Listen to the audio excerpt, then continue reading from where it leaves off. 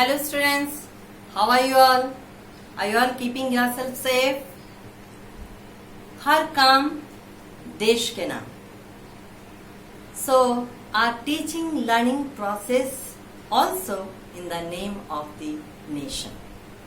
I am Mrs. Anuradha Pattnaik is in today's virtual class with the concluding part of our chapter Power Sharing from Political Science textbook for class 10th. Before I go to explain today's content, let me have a small recall for you. In our last class, we had known what is power sharing. We took the comparison between two countries, one is Belgium and other is Sri Lanka. A fair comparison we made and found that the country Belgium, which adopted power sharing, had a nice result. But the country which adopted majoritarianism was Sri Lanka, and we had seen that the lack of power sharing resulted in civil war. After this conclusion, we had in that class learnt that power sharing is very important. We also had learnt power sharing important on two grounds. One is the prudential reason and the other is on the moral ground. From the prudential ground, we understood that power sharing is very essential as a precautionary measure to avoid any kind of conflicts among the social groups. And moral reason justified that power sharing is the very spirit of the democracy.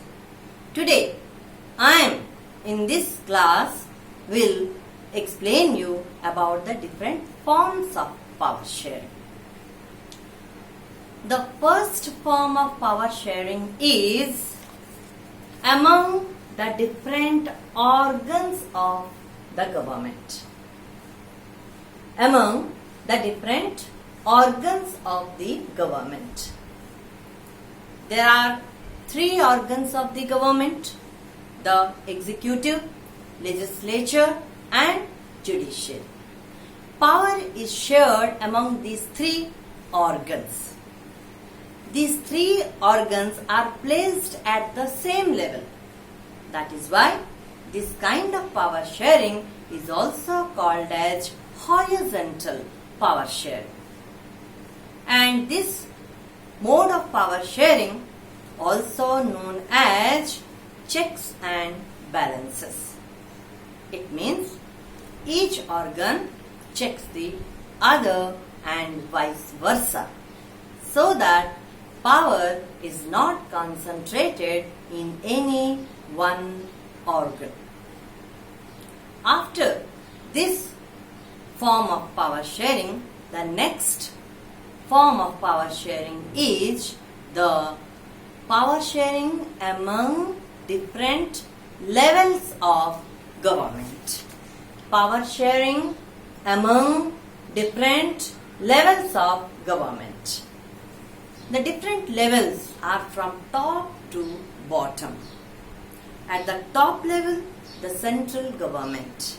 At the next level, there is state government.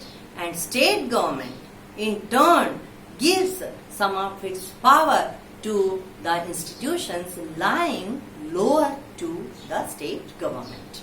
That is, the local self-government.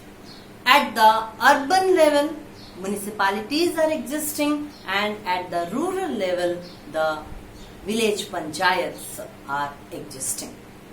In this way, power flows from top to bottom.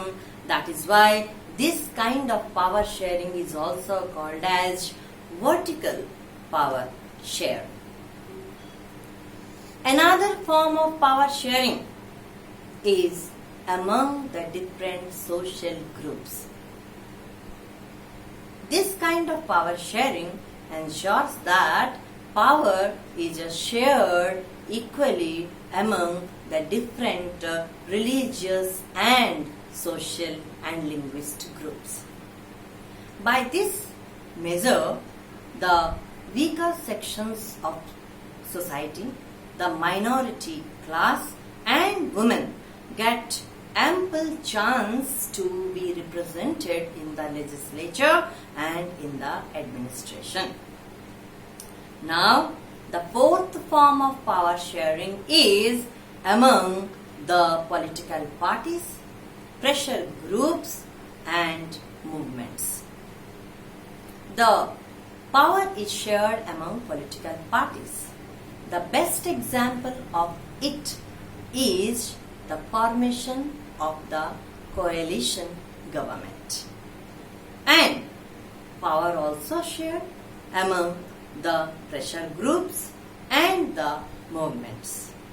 The best example of it is that the pressure groups and the movement, the members, they participate in the different committees of the government, and in this way power is shared among all of them.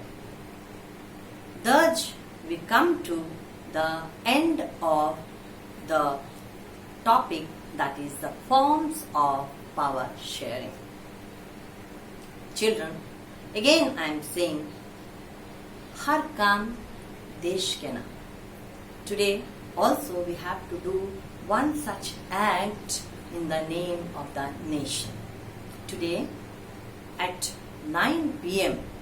we have to light lamps, torches, candles, diyas, and we have to show this act of patriotism towards our nation. Let us celebrate today a unique Diwali, but keeping at our home only. From our balconies and at our gates, we will light the lamps and will show our unity across India. Keep yourself safe, and thank you for watching, and I will be coming up with the other chapter in the next video.